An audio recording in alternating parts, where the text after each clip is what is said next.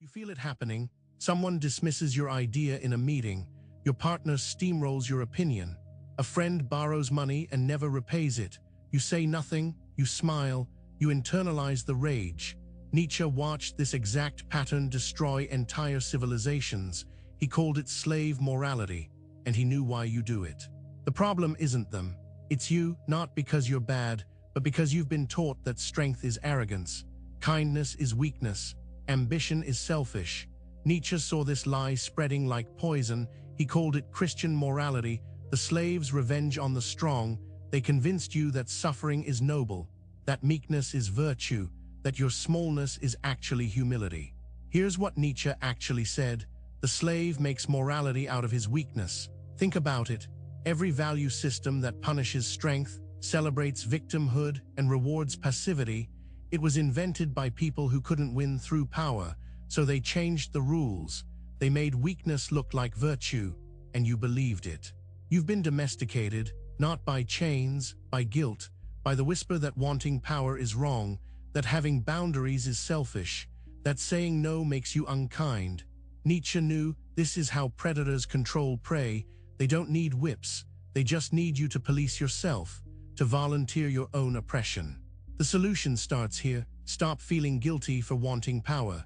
Power isn't evil, power is neutral. It's what you do with it that matters. Nietzsche called this the will to power, not domination over others, but mastery over yourself, your energy, your time, your direction, your life. First, identify who's draining you, not with anger, with clarity. That person who always needs something, that relationship where you're always giving, that situation where you shrink yourself to make someone else comfortable. Write it down, name it. Nietzsche said, the most common lie is the one we tell ourselves. Stop lying about who's hurting you. Second, stop seeking their approval. This is where most people fail. You identify the problem, but you still want them to understand, to validate you, to finally see your worth. Nietzsche knew this was fatal. He said, one has to have chaos within oneself to give birth to a dancing star. You need internal chaos, the willingness to stand alone. Third, build your own value system, not their values, not what society says you should want. What do you actually want? What makes you feel alive? What would you do if nobody was watching? Nietzsche called this creating your own morality. It's terrifying. It's also the only path to freedom. Most people never try because it requires radical responsibility. Fourth, develop what Nietzsche called hardness, not cruelty, hardness, the ability to make difficult decisions without collapsing into guilt, to disappoint people without apologizing for your existence, to say no and mean it, to walk away from situations that diminish you. This isn't meanness, it's self-respect. And self-respect is the foundation of everything. Fifth, stop performing for others. You're exhausted because you're constantly editing yourself, monitoring how you come across, softening your edges. Nietzsche said the strongest people are the most authentic, not because authenticity is trendy, but because it takes more power to be yourself than to be a costume. Wearing a mask all day is warfare against your own soul. Sixth, embrace your own darkness. You have anger, ambition, jealousy, fear. Nietzsche didn't say suppress these, he said master them, use them. Your anger is fuel, your ambition is direction, your fear is information. The weak repress these forces. The strong integrate them, they become whole. Dangerous people aren't people without shadows, they're people who have befriended their shadows. Seventh, build something. Nietzsche despised idle philosophers. He said, you must have chaos within you to give birth to a dancing star. Creation requires power. It requires will.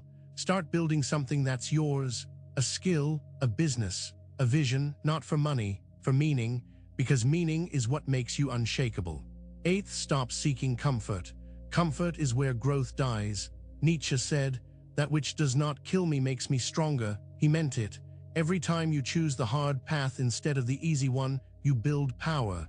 Every time you face rejection and keep moving, you become dangerous.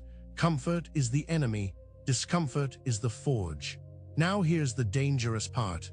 Once you've done this work, people will call you selfish, arrogant, cold. Let them. Nietzsche knew the moment you stop being useful to parasites, they attack. They'll weaponize shame. They'll say you've changed. They'll try to pull you back down. This is the test.